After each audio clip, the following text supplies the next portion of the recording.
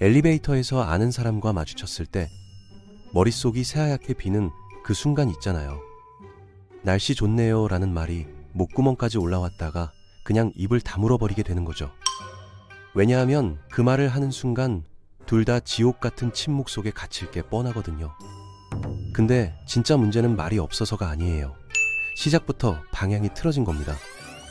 오늘 이야기해볼 내용은 바로 이거예요. 왜 똑같은 질문만 반복하면 대화가 죽어버리는지, 그리고 자연스럽게 대화를 이끄는 사람들이 정확히 무엇을 다르게 하고 있는지 말이죠. 대부분 사람들이 착각하는 게 하나 있어요. 잡담을 잘하려면 재미있는 이야깃거리가 있어야 한다고 생각하는 건데 이건 완전히 틀렸습니다. 재치 있는 농담이나 흥미로운 경험담을 준비해야 한다고 믿는 거죠. 하지만 진짜 비결은 무슨 말을 하느냐가 아니라 무엇을 보느냐에 있거든요. 눈앞에 있는 사람에게서 남들이 놓치는 걸 발견하는 능력, 그게 핵심입니다. 그런데 이걸 대화로 연결하는 방법을 아무도 제대로 알려주지 않았을 뿐이에요. 예를 들어볼게요.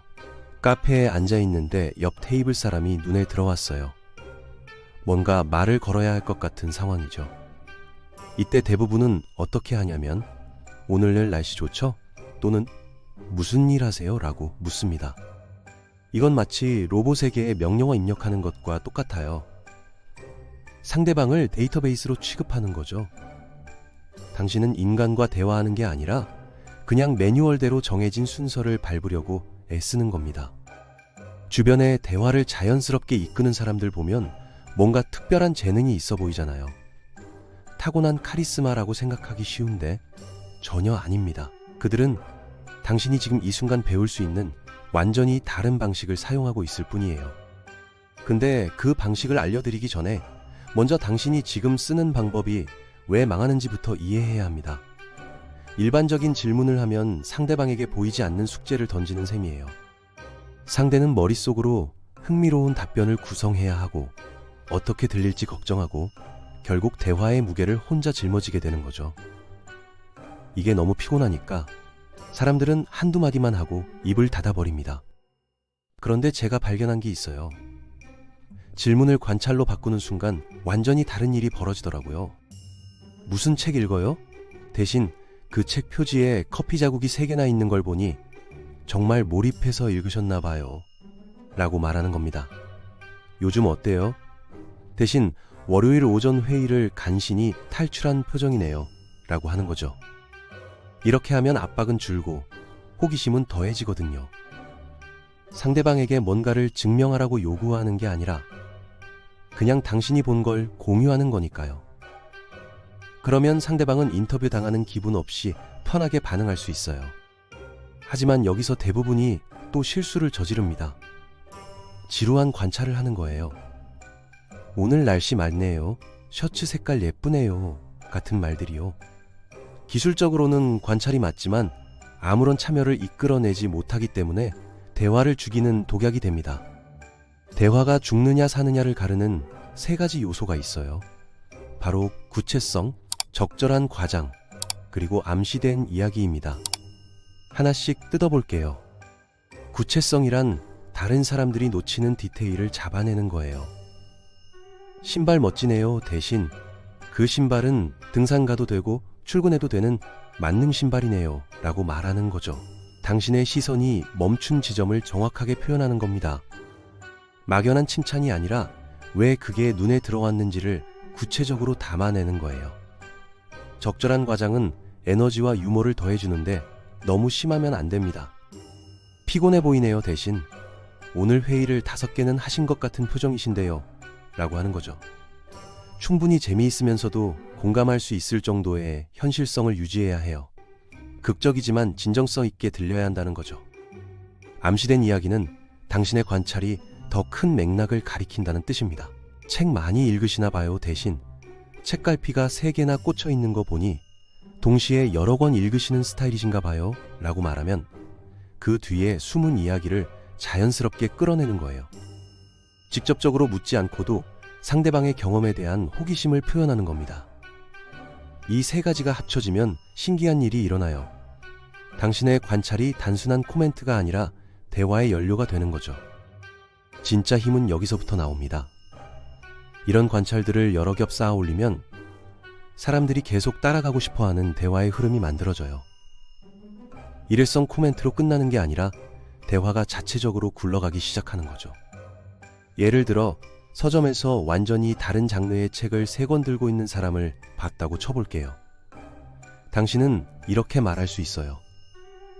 세상에서 가장 다채로운 독서 취향을 가지셨거나 아니면 성격이 완전히 다른 3사람한테 선물하려는 거 둘 중 하나겠네요. 상대방이 웃으면서 가족들 선물이라고 말하면 당신은 또 이어가는 겁니다. 엄청 사려 깊으시거나 아니면 이번 명절에 최애 자리 차지하려는 전략이거나 둘 중 하나시네요. 이제 단순한 잡담이 아니게 되는 거예요. 즐거운 분위기가 만들어지는 거죠. 핵심은 상대방의 에너지를 읽고 거기 맞춰 반응하는 겁니다. 상대가 바빠 보이면 짧게 끝내고 호응이 좋으면 계속 이어가는 거죠. 강요하는 게 아니라 상대방이 주는 신호에 반응하는 겁니다. 이 방법은 직장에서도 완벽하게 통해요. 프로젝트 어떻게 돼가요? 대신 뭔가 복잡한 문제를 풀고 계신 표정이신데요 라고 말할 수 있죠. 충분히 전문적이면서도 단조로움을 깨기에 충분한 재미가 있는 겁니다. 이렇게 생각하기 시작하면 어디서든 대화 기회가 보이게 돼요. 엘리베이터, 복도, 회의실, 밖, 어디든 말이죠. 그런데 이 모든 걸 하나로 묶어주는 특별한 문구가 하나 있습니다. 제가 처음에 약속했던 마법의 문구인데요. 바로 A인 것 같은데요 또는 였겠네요 입니다. 이게 정말 자연스럽게 먹히거든요. 커피가 없었으면 오늘 못 버티셨겠네요. 그 책 고르는데 시간 좀 걸리셨을 것 같은데요. 발표 준비하느라 고생 많으셨겠어요. 이런 식으로 쓰는 겁니다. 이 표현이 강력한 이유는 3가지를 한 번에 해내기 때문이에요. 첫 번째로 상대방의 경험에 대한 관찰을 담고 있어요. 두 번째로 상대방을 한 사람으로서 인정하고 있다는 걸 보여주죠. 세 번째로 질문받는 부담 없이 자연스럽게 반응할 수 있는 여지를 만들어줍니다. 하지만 진짜 힘은 문구 자체가 아니라 눈앞의 사람을 실제로 관찰하게 만드는 데 있어요. 아마로 시작하면 뇌가 자동으로 구체적이고 흥미로운 뭔가를 찾으려고 하거든요. 일반적인 질문에만 의존하지 말고 진짜로 알아챈 것을 바탕으로 진정한 연결을 만드세요. 이 표현은 관찰과 대화 사이의 다리 역할을 합니다. 상대방에게 당신이 실제로 그들을 보고 있다는 느낌을 주는 거죠. 기계적인 질문이 아니라 관심을 가지고 있다는 신호를 보내는 겁니다. 여기서 모든 걸 바꾸는 비밀 하나를 알려드릴게요. 목표는 잡담의 달인이 되는 게 아닙니다. 목표는 다른 사람들이 자신이 흥미롭고 주목받는다고 느끼게 만드는 사람이 되는 거예요. 이 접근법을 체화하면 잡담은 참아야 할 고통에서 진짜로 즐기는 순간으로 바뀝니다. 억지로 끌고 가는 대화에 갇혔다고 느낄 때마다 이걸 기억하세요. 당신이 흥미로운 사람이 될 필요는 없어요. 그냥 관심을 보여주기만 하면 됩니다. 구체적인 무언가를 하나 찾아보세요. 살짝 장난스러운 과장을 더해보세요. 그 뒤에 더 큰 이야기가 있다는 걸 암시하세요. 그러면 대화는 거기서부터 자연스럽게 흘러갈 겁니다. 사실 우리가 대화를 어렵게 느끼는 이유는 간단해요. 대화를 업무처럼 취급하기 때문이죠. 정보를 교환하거나 인상을 남기거나 뭔가를 증명해야 한다고 생각하는 겁니다. 하지만 대화는 그런 게 아니에요. 그냥 눈앞에 있는 사람과 순간을 공유하는 거거든요. 질문 중심 대화가 실패하는 또 다른 이유는 비대칭을 만들기 때문입니다. 한 사람은 묻고 한 사람은 답하죠. 이건 신문이나 인터뷰 같은 느낌을 줘요. 하지만 관찰 기반 대화는 평등합니다. 둘 다 같은 순간을 경험하고 있고 한 사람이 그 순간에 대해 뭔가를 발견했다고 공유하는 거니까요. 오늘 하루 어땠어요? 라고 물으면 상대방은 머릿속으로 하루를 요약해야 해요. 좋았는지 나빴는지 판단하고 적절한 답변을 구성하고 당신이 실제로 궁금해하는지 아니면 그냥 예의상 묻는 건지 계산하죠. 이 모든 게 0.5초 안에 일어나는 겁니다. 엄청난 인지적 부담이에요. 반면 방금 회의에서 탈출한 것 같은 표정이네요 라고 하면 상대방은 그냥 맞아요. 또는 아니에요. 사실은 이래요. 라고만 하면 돼요. 훨씬 가볍죠. 거기서 대화가 시작되는 겁니다. 관찰의 또 다른 장점은 틀려도 괜찮다는 거예요. 커피 없었으면 오늘 못 버티셨겠네요. 라고 했는데 상대방이 사실 저 커피 안 마셔요. 라고 하면 어때요? 거기서 이야기가 나오는 거죠. 그럼 무슨 힘으로 버티세요? 라고 자연스럽게 이어갈 수 있잖아요. 질문은 정답을 요구하지만 관찰은 대화를 초대합니다.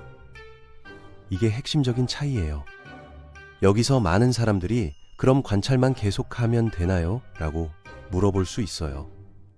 물론 아니죠. 관찰은 시작일 뿐이에요. 대화가 흘러가면서 자연스럽게 질문도 나오고 의견도 나누고 경험도 공유하게 됩니다. 하지만 그 시작을 관찰로 하느냐 질문으로 하느냐에 따라 전체 대화의 분위기가 완전히 달라지는 거죠.